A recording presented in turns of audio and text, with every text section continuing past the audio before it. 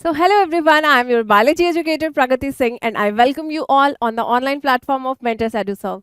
तो आज का जो वीडियो सेशन है हमारा वो बेटा है मीटर, जो आपका मीटर एग्जाम होने वाला है उसके सैम्पल पेपर का ये वीडियो सॉल्यूशन है। तो ये जो बेटा सैम्पल पेपर हम यहाँ आपके लिए लेकर आए हैं, ये आपको मीटर के वेबसाइट पे भी अवेलेबल कराया गया है। तो आप इसके वीडियो सॉल्यूशन को देखकर अपनी तैयारी को बेहतर बना सकते हो, क्योंकि ये क्वेश्चन देख के आपको समझ में आएगा कि क्वेश्चन मीटर में किस तरह से पूछे जाएंगे। तो मीटर को पूरा मेंटर्स एडुसर्व एंड फैमिली एक फेस्टिवल की तरह सेलिब्रेट करता है। वैसे ही यहाँ पर हम इंडिया के मतलब बिहार झारखंड के बच्चों को एक अपॉर्चुनिटी देते हैं ताकि वो बेहतर परफॉर्म करके स्कॉलरशिप के बेनिफिट्स को गेन कर सके। तो ये इम्पोर्टेंट, बहुत ही इंपॉर्टेंट एग्जाम है बच्चों के लिए भी और हमारे लिए भी। तो स्टार्ट करते हैं ये वीडियो सॉल्यूशन। तो बेटा जो फर्स्ट क्वेश्चन है वो ये है कि क्वेश्चंस बायो में बेटा आपको 15 मिलेंगे। तो यहाँ पर हम डिस्कस करने वाले हैं बायोलॉजी के क्वेश्चन को। तो ध्यान से सुनो क्वेश्चंस। वाल्स इजी क्वेश्चन होंगे। देखो क्वेश्चंस बेसिक ही आएंगे, आपको परेशान नहीं होना है कि पेपर बहुत टफ आएगा या फिर इजी आएगा। आप जैसे पढ़ते हो वैसे पढ़ाई करो, बेसिक्स क्लियर रखो, इस तरह से क्वेश्चन ही पूछे जाएंगे। इसलिए हम आपके लिए वीडियो सॉल्यूशन लेकर आए हैं सैम्पल पेपर का, ताकि आपको पेपर में अपियर होने में, पेपर में क्वेश्चन अटेम्प्ट करने में कोई प्रॉब्लम ना हो। तो जो फर्स्ट क्वेश्चन है बेटा वह है valves are found in vein to check the backflow of blood flowing under. तो हमें पता है बेटा कि जो वेन होता है, मतलब हमारे बॉडी में कुछ ब्लड वेसल हैं जैसे कि आर्टरी, वेन्स एंड कैपिलरीज। तो वाल्व क्या होती है बेटा? वाल्व वो स्ट्रक्चर होती है which prevent backflow of blood, prevent backflow of blood. ये ब्लड को पीछे जाने से रोकती है। तो ये स्ट्रक्चर जो वाल्व है बेटा वो प्रेजेंट होती है वेन में। और हमने पढ़ा है कि बेटा आर्टरी में ब्लड जो है वो बहुत हाई प्रेशर में फ्लो करती है और वेन में compare to artery low pressure में फ्लो करती है, और कैपिलरी में तो बहुत ही कम प्रेशर में करती है ताकि एक्सचेंज हो सके। तो वेन में आपका जो ब्लड है वो लो प्रेशर में फ्लो होता है और उसमें वाल्व होते हैं ताकि आपका जो ब्लड है उसका बैक फ्लो जो है वो ना हो। ठीक है, तो ये फर्स्ट क्वेश्चन हमने कर लिया। देखो कितना इजी पीजी है ना। विच of the following receives oxygenated blood from the lungs. तो लंग्स से कौन ऑक्सीजनेटेड ब्लड को रिसीव करता है? तो लंग्स से आ रहा है बेटा, इसका मतलब है उसके नाम, उसके ब्लड वेसल के नाम के आगे पल्मोनरी तो जरूर होगा, और ये ऑक्सीजनेटेड ब्लड कैरी कर रहा है तो ये पल्मोनरी वेन होगा, क्योंकि हमने पढ़ा है कि पल्मोनरी वेन इज एक्सेप्शन, जो कि वेन होने के बावजूद ऑक्सीजनेटेड ब्लड कैरी करता है। और ये ब्लड को लेकर आता कहाँ है बेटा? तो ये ब्लड को लेकर आएगा कौन से एट्रियम में? ये रहा आपका राइट एट्रियम, ये रहा आपका लेफ्ट एट्रियम, ये राइट वेंट्रिकल, ये लेफ्ट वेंट्रिकल। तो पल्मोनरी आर्टरी लंग से ब्लड को लेकर आती है लेफ्ट एट्रियम में। Is it okay to everyone? तो left atrium will be the correct answer. ठीक है, next question. The phenomenon of uptake of water at expense of energy by cell and usually against the osmotic gradient is known as। तो हमने पढ़ा है कि अगर किसी चीज का फ्लो बेटा हाई कंसंट्रेशन से लो कॉन्सेंट्रेशन के, हाई कॉन्सेंट्रेशन से लो कॉन्सेंट्रेशन में हो रही है तो यहाँ पर कोई एनर्जी लगाने की जरूरत नहीं पड़ती है। तो यहाँ पर जो बेटा फ्लो होता है सब्सटेंस का वो होता है आपका पैसिव। लेकिन अगर आप अगेंस्ट कॉन्सेंट्रेशन ग्रेडियंट जा रहे हो, मतलब कि लो कॉन्सेंट्रेशन से हाई कॉन्सेंट्रेशन में सब्सटेंसेस की मूवमेंट करवाओगे, तो यहाँ पर आपको एनर्जी लगानी पड़ेगी जो कि एटीपी है। तो यहाँ पे हमने देखा कि अगेंस्ट ऑस्मोटिक ग्रेडियंट फ्लो कराना है तो यहाँ पर जो ये मूवमेंट होगा, एब्जॉर्प्शन होगा बेटा, वो एक्टिव होगा। नेक्स्ट, और ऑस्मोसिस बेटा टाइप ऑफ पैसिव मूवमेंट है। यहाँ पे फ्लूइड का मूवमेंट होगा from high to low concentration, है ना। चलो नेक्स्ट, डिफ्यूजन में सब्सटेंसेस का मूवमेंट होता है from high to low concentration. चलो next, respiration is the process in which. Respiration में हम क्या करते हैं? तो आप सभी को पता है कि एनर्जी को यूज तो नहीं करते हैं, एनर्जी को हम बनाते हैं। तो एनर्जी को हम बनाते हैं और उसको स्टोर करते हैं in the form of ATP, not ADP. Energy is released and stored in the form of ATP. Option B is the correct answer. Energy is not released at all. चलो चलो, amylolytic enzymes are produced from। तो अमाइलोलाइटिक enzyme का नाम आपने सुना होगा। ये ऐसे एंजाइम्स होते हैं जो स्टार्च को ब्रेक करते हैं, स्टार्च को ब्रेक करते हैं, यानी कि स्टार्च की डाइजेशन कराएंगे। तो हमने डाइजेशन करा, माउथ में बेटा तुमने खाना खाया, मैकेनिकल डाइजेशन आपका माउथ में ही स्टार्ट हो गया। लेकिन अब जो खाना है बेटा वो ईसोफेगस से होता हुआ स्टमक में गया, फिर स्मॉल इंटेस्टाइन, फिर लार्ज इंटेस्टाइन, और जो अनडाइजेस्टेड फूड है वो आपका स्टोर हो जाता है एनस में, फिर रिलीज करते हो आप रेक्टम में, और फिर आप रिलीज करते हो एनस से। यही काम हम करते हैं। तो स्टार्च का डाइजेशन बेटा आपने पढ़ा होगा कि माउथ से ही स्टार्ट हो जाता है। तो स्टार्च का डाइजेशन माउथ से ही स्टार्ट हो जाता है, लेकिन ईसोफेगस में तो कोई ग्लैंड ही नहीं है। तो ईसोफेगस में जस्ट पेरिस्टाल्टिक मूवमेंट होगा, और जब आप स्टमक में पहुंचते हो तो वहां पे पीएच इतनी लो होती है कि वहां पे स्टार्च डाइजेस्टिंग एंजाइम काम ही नहीं करते हैं, और वो पेनक्रियाज के एंजाइम है जो स्टार्च को डाइजेस्ट करते हैं। यानी कि स्टार्च ब्रेकिंग एंजाइम आपके काम करेंगे कहाँ कहाँ पर, सलाइवरी ग्लैंड एंड पेनक्रियाज। तो amylolytic enzymes are produced from, तो ऐसा माउथ में ऐसा क्या हो रहा है, ओरल कैविटी में ऐसा क्या हो रहा है कि आपका स्टार्च डाइजेस्ट हो रहा है, क्योंकि ओरल कैविटी में सलाइवरी ग्लैंड अपना सिक्रीशन डालते हैं, और सलाइवरी ग्लैंड एक एंजाइम रिलीज करते हैं अमाइलेज। सलाइवरी ग्लैंड एक एंजाइम रिलीज करते हैं अमाइलेज, जो कि स्टार्च का डाइजेशन करेगी। उसके बाद पैनक्रियाज से रिलीज होता है बेटा पैनक्रियाटिक अमाइलेज, जो कि स्टार्च का डाइजेशन करने में हेल्प करती है। और कहाँ पर स्टार्च की डाइजेशन नहीं होगी, तो ईसोफेगस में कोई भी डाइजेशन नहीं होगा, बिकॉज यहाँ पर ग्लैंड्स नहीं है जो डाइजेशन में हेल्प करें, एंड स्टमक की पीएच इतनी लो होती है कि वहाँ पे स्टार्च डाइजेस्टिंग एंजाइम काम ही नहीं करते। ठीक है, चलो आगे बढ़ते हैं। तो इसका आंसर इज सी।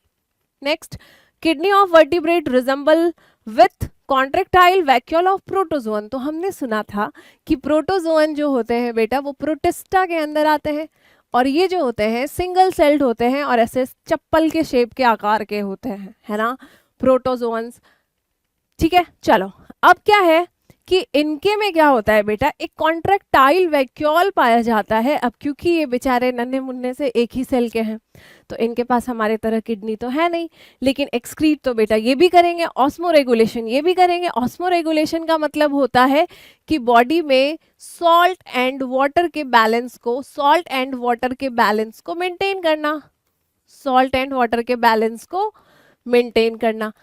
अब इसका क्या मतलब है, जैसे हमारा ब्लड है बेटा, हमारा ब्लड है उसमें वाटर है और आयंस है। तो ये वाटर और आयंस जो है ना, इनका जो कॉन्सेंट्रेशन है वो बॉडी में मेंटेन होना चाहिए। तो ये काम हमारे बॉडी में तो किडनी करती है, बट प्रोटोजोन को भी तो एक्सक्रीशन करना है, उनको भी अपने बॉडी का सॉल्ट वाटर बैलेंस मेंटेन रखना है। तो इसके लिए उनके पास होती है बेटा कॉन्ट्रैक्टाइल वैक्यूल, और इसमें ये क्या करते हैं, एक्सेस वाटर को एक्सपेल करेंगे, expelling out excess of water. Okay, चलो यूरिया एंड यूरिक एसिड तो होगा नहीं, क्योंकि बेटा यूरिक एसिड रिलीज करने वाले होते हैं reptiles, birds, land snails. Urea release करने वाले हम हैं, फ्रॉग्स हैं। ये जो प्रोटोजोन्स होते हैं बेटा ये अमोनिया रिलीज करते हैं। ठीक है, चलो next, breathing is controlled by centre in the, breathing control करने वाला जो बेटा इनमें से है वो आपका लंग्स नहीं है। लंग्स ब्रीदिंग कंट्रोल नहीं करता, हार्ट भी नहीं करता, सेरिबेलम भी नहीं करता, कौन करता है, मेड्यूला ऑब्लोंगेटा। ठीक है, चलो, glomerular filtration is possible because, देखो आपने क्या पढ़ा है, यहाँ पे हम थोड़ा सा देखेंगे कि ये हमारा बोमेंस का कैप्सूल है नेफ्रॉन का। बोमेंस कैप्सूल ओपन होता है पीसीटी में, पीसीटी ओपन होता है लूप ऑफ हेनले में, and loop of Henle opens into DCT, and DCT opens into collecting duct. ठीक है, हमने पढ़ा था बेटा कि यहाँ पर ब्लड सप्लाई होती है, और जो ब्लड वेसल यहाँ पे ब्लड लेके आती है, this is known as afferent arteriole, afferent arteriole, and जो ब्लड वेसल यहाँ से ब्लड लेके जाएगी that is efferent arteriole, that is efferent arteriole. तो होता क्या है बेटा कि इफरेंट आर्टेरियोल, अब देखो यही आगे बढ़ के ना पूरे किडनी को ऐसे ब्लड सप्लाई करती है। ठीक है, यही पूरे किडनी को आगे चल के ब्लड सप्लाई करती है, फिर ये ब्लड वेन्स से वेना केवा में चला जाएगा। ठीक है, अब होता क्या है बेटा, यहाँ पर जो यहाँ पे आपको छानना है, ब्लड जो है ना फिल्टर होगी यहाँ पर, तो यहाँ पे आपको फिल्ट्रेशन करना है। और ये जो फिल्ट्रेशन करना है ना, उसके लिए यहाँ पर बेटा ग्लोमेरुलस में, कैपिलरीज में चाहिए क्या, प्रेशर चाहिए। तो ये प्रेशर क्रिएट कैसे होता है, क्योंकि जो एफरेंट आर्टेरियोल है, आप देख रहे हो इसकी डायमीटर इतनी ज्यादा है और इफरेंट की बस इतनी सी है।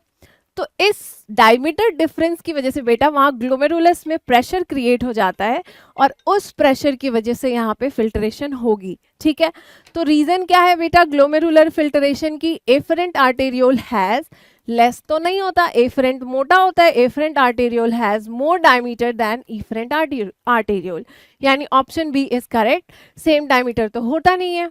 ठीक है,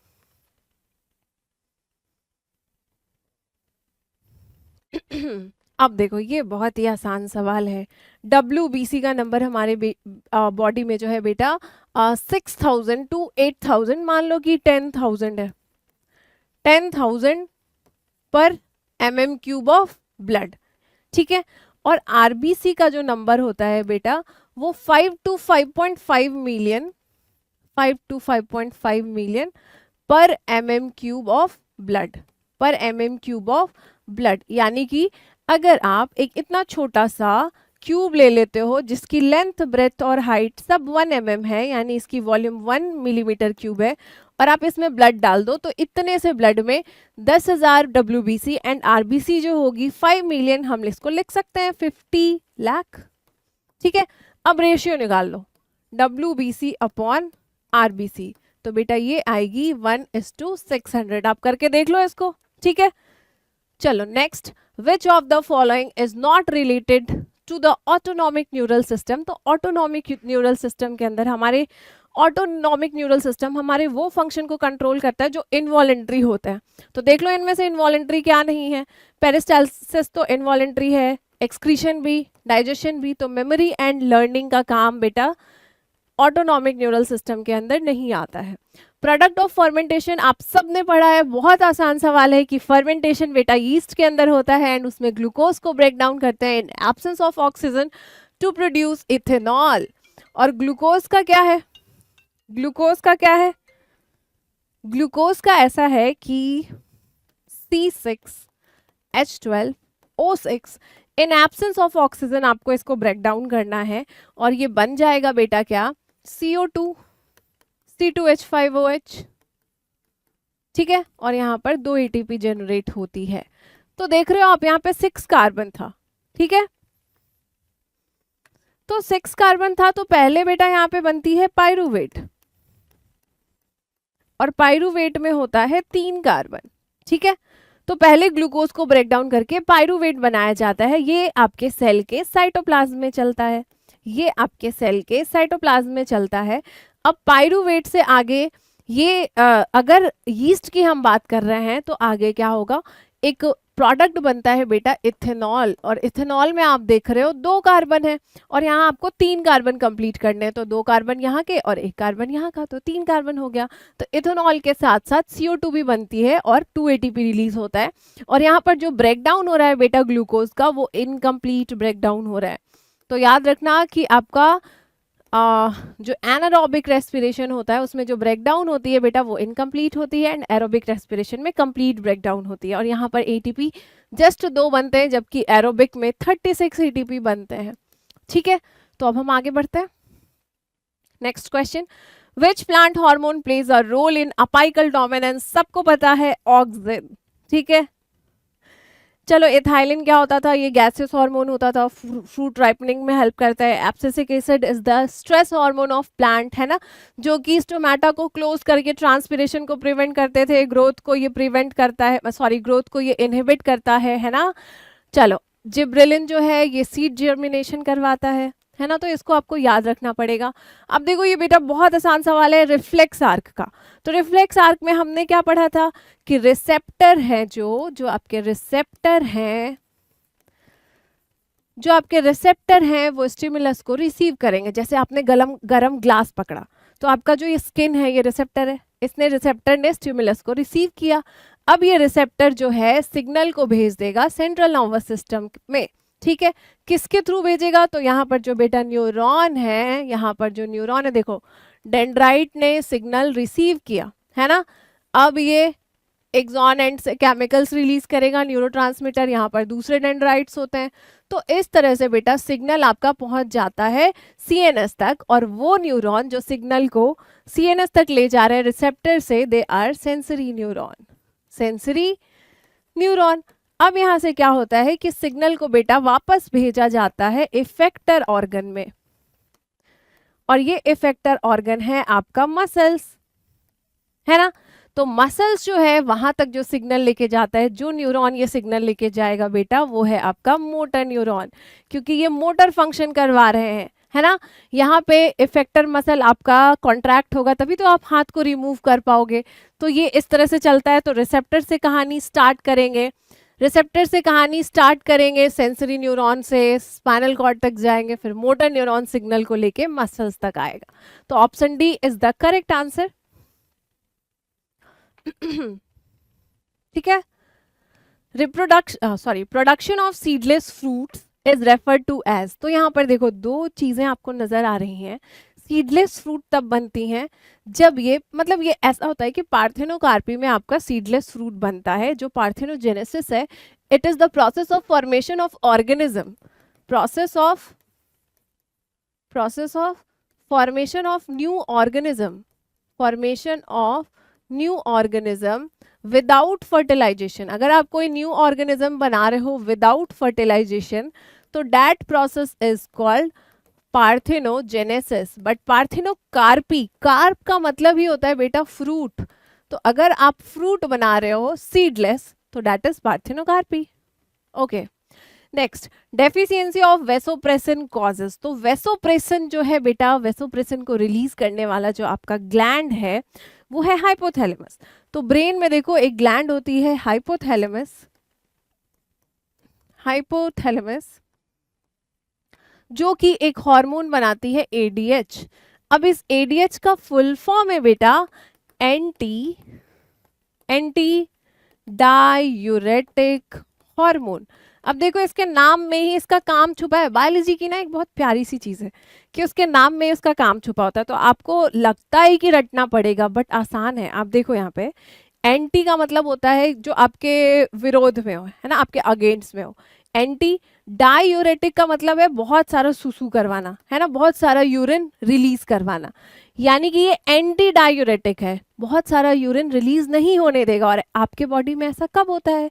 जब आप वाटर स्ट्रेस कंडीशन में, ऑलरेडी आपने बहुत कम पानी पिया हुआ है, तो क्या आप यूरिन में बहुत सारा पानी निकालोगे? नहीं। आपने नोटिस भी किया होगा कि जिस समय आपका वाटर इनटेक अगर आपका कम है तो आपका यूरिन बहुत कॉन्सेंट्रेटेड बनता है और बहुत कम यूरिन रिलीज करते हो। लेकिन अगर आपने भर भर के पानी पिया है तो आप उस दिन बार बार फ्रीक्वेंटली यूरिनेशन जाते हो। तो इसका मतलब है कि बॉडी को भाई जितना पानी चाहिए वो अपनी ऑस्मोलैरिटी मेंटेन करने के लिए उतनी पानी रखेगा, बाकी निकाल देगा, है ना।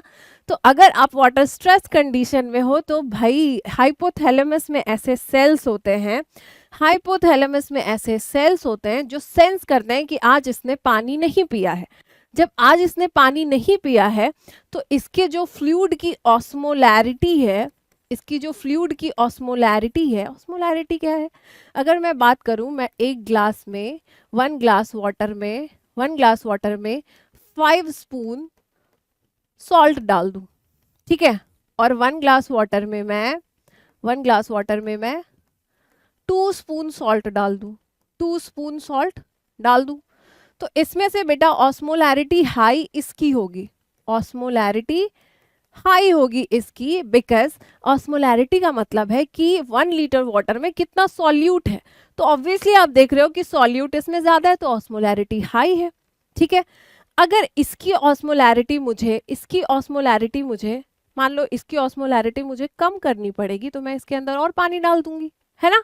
तो ऑस्मोलैरिटी कम करने के लिए या फिर ऑस्मोलैरिटी कम करनी, देखो ऑस्मोलैरिटी जितना ज्यादा सॉल्यूट होगा उतनी ऑस्मोलैरिटी होगी, इतना क्लियर है सबको, ठीक है। अब अगर आपने पानी कम पिया है, आपका ब्लड भी, तो आप ब्लड को ऐसे मान सकते हो ये आपका ब्लड है, आपके ब्लड में वाटर भी है और सॉल्ट भी है। अगर आपने पानी कम पिया है, ऑस्मोलैरिटी मान लो आपकी इसकी बढ़ानी है तो सॉल्ट बढ़ा दो, और नहीं तो पानी निकाल दो, और है ना। तो अगर आपने पानी नहीं पिया है तो आपके बॉडी में ऑस्मोलैरिटी बढ़ जाएगी। तो यहाँ हाइपोथैलेमस में ऐसे सेल्स होते हैं osmo receptor cells. Osmo receptor cells, ये ऑस्मो रिसेप्टर सेल्स क्या करेंगे, ऑस्मोलैरिटी को सेंस करते हैं। तो नॉर्मल ऑस्मोलैरिटी है तो ठीक है, और नॉर्मल ऑस्मोलैरिटी हमारे बॉडी की होती है 300 मिली ऑस्मोल पर लीटर। इतना है तो अच्छी बात है, क्योंकि तुम्हारे बॉडी में जितने भी फ्लूइड्स है ना, सबकी ऑस्मोलैरिटी इतनी ही होती है। लेकिन अगर तुमने पानी कम पिया है ना बेटा, तो आपका जो बॉडी फ्लूइड है वो हाइपर ऑस्मोलर हो जाएगा। अगर आप लेस वाटर इनटेक करते हो, लेस वाटर इनटेक करते हो, तो जो आपके बॉडी की फ्लूइड है बेटा वो हाइपर ऑस्मोलर हो जाएगी। और इस चीज़ को आपकी बॉडी और किडनी बर्दाश्त नहीं कर पाती है कि हाइपर ऑस्मोलैरिटी हो जाए। इसलिए बेटा ऑस्मो रिसेप्टर सेंस करते हैं, और हाइपोथैलेमस से हार्मोन रिलीज होता है जिसका नाम है ADH या फिर एंटी डायरेटिक हार्मोन, और इसी का नाम है बेटा वैसोप्रेसिन। ठीक है, तो ये बना तो आपके हाइपोथैलेमस में, बट ये आ जाता है आपके पोस्टीरियर पिट्यूटरी में, और पोस्टीरियर पिट्यूटरी इसको रिलीज करते हैं। और ये बेटा जो आपका ADH है यानी कि वैसोप्रेसिन, ये जाएगा आपके किडनी में, और किडनी में ये नेफ्रॉन में जाके क्या करता है, ज़्यादा से ज़्यादा वाटर को रीअब्जॉर्ब करवा देगा DCT से और कलेक्टिंग डक्ट से। तो जब वाटर का रीअब्जॉर्प्शन हो जाएगा तो यूरिन कम बनेगा।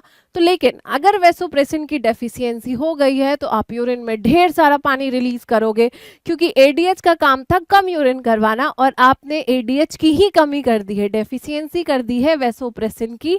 तो इस बीमारी में जिसमें बहुत सारा वाटर यूरिन से रिलीज करते हैं ADH की गड़बड़ी के वजह से, उसको बोलते हैं बेटा diabetes insipidus, not mellitus. M for mellitus होता है बेटा, M फॉर मीठा से याद रखना कि डायबिटीज में हमेशा आपके ब्लड में शुगर का लेवल बढ़ जाता है, तो वहां भी यूरिनेशन आप फ्रीक्वेंटली जाओगे। बट ये डिफरेंट है, अगर आप ADH में गड़बड़ी की वजह से, अगर आप वैसोप्रेसिन की कमी की वजह से बार बार फ्रीक्वेंटली यूरिनेशन जा रहे हो, तो that is called diabetes insipidus. तो ये डिफरेंस है डायबिटीज मेलिटस और इंसिपिडस में। तो ये था बेटा हमारा आज का सेशन। आई होप कि आपको ये समझ में आया होगा। तो इसी तरह से क्वेश्चन आपसे पूछे जाएंगे, बिल्कुल आसान, बिल्कुल इजी पीजी सवाल आपसे पूछे जाएंगे। तो be prepared for the metre exam, and आप इसको सेलिब्रेट करो जैसे हम करते हैं। All the best for you, thank you.